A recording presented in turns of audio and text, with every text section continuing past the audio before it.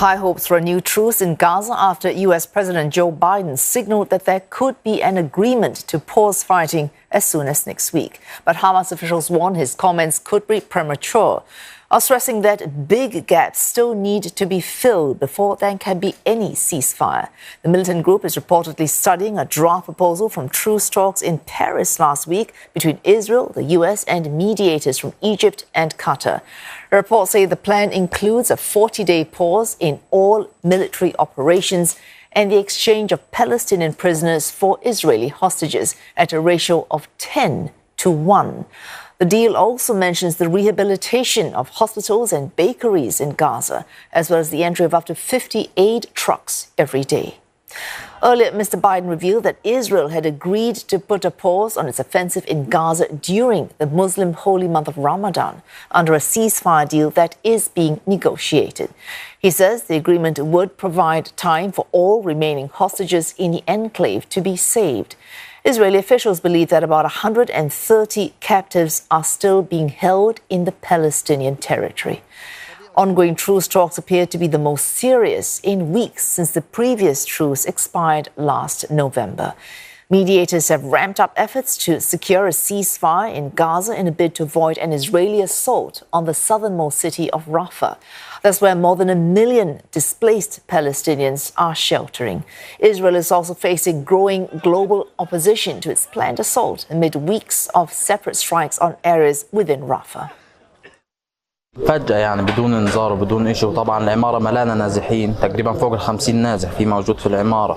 كل يوم بيبقوا هنا يمكن فوق 20 طفل، يعني أغلبهم أطفال وهذا ونساء وكذا. وفي هنا وقعوا ترموا علينا الجثث إحنا هنا، وأنا يعني هنا إحنا ضامنة المنطقة هذه حوالينا دايما بتنقصف وكذا.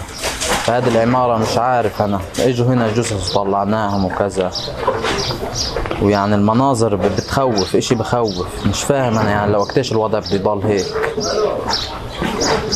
مش عارف أنا هاي طلع كيف الردم وطلع كيف الكذا، فيها فوق 100 واحد الضار، يعني مش حرام هدول الصغار وهدول الناس.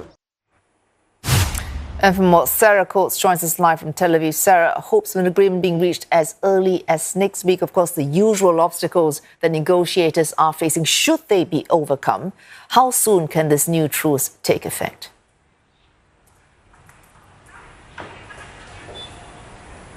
Highway Sue, that remains to be seen. But according to a number of anonymous sources very close to these talks, the one stumbling block that really remains is a ceasefire. We do know that Hamas wants an immediate cessation of hostilities. Israel continues to say that it will carry out an operation into that southern city of Rafah, whether there's a deal or not.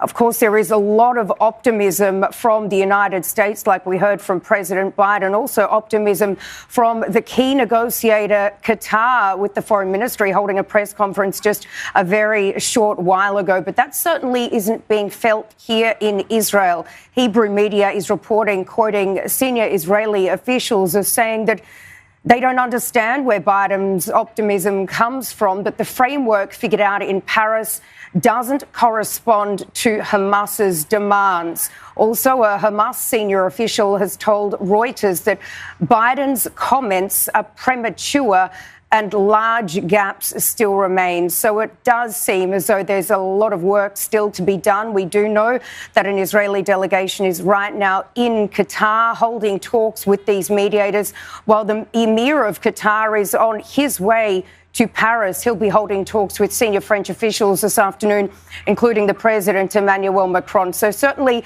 as you mentioned, it does seem as though things are moving ahead, but still a long way to go. All right, and in terms of Israeli sentiment on the ground, Israelis going to the polls to vote in municipal elections, which have been postponed twice. How far will results from these polls reflect sentiment towards the war in Gaza?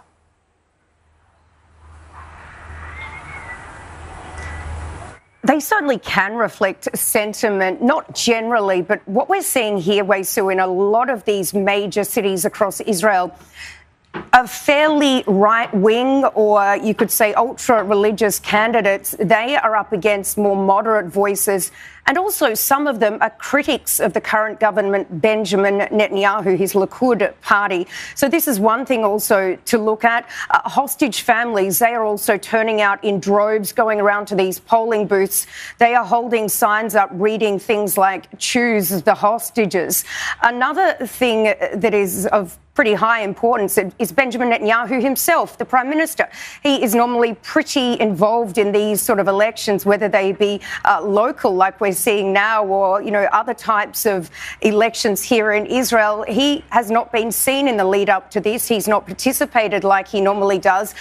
Well, what it also shows, Wei Su, is that elections can certainly be held in wartime. This is one of the arguments that Netanyahu's Likud party has been putting forward amid these calls for Benjamin Netanyahu to step down, saying that elections cannot be held now, that it would only hurt the country. But what we're seeing is that they certainly can be. And this is the call from the opposition leader, Yair Lapid, for Netanyahu to step down. He says that it shows that elections can be held now. We do know that results will be released tomorrow. It's certainly a low voter turnout, given that the war is ongoing, but it will be very interesting to see these results. Thanks. Sarah Pools reporting live to us there from Tel Aviv.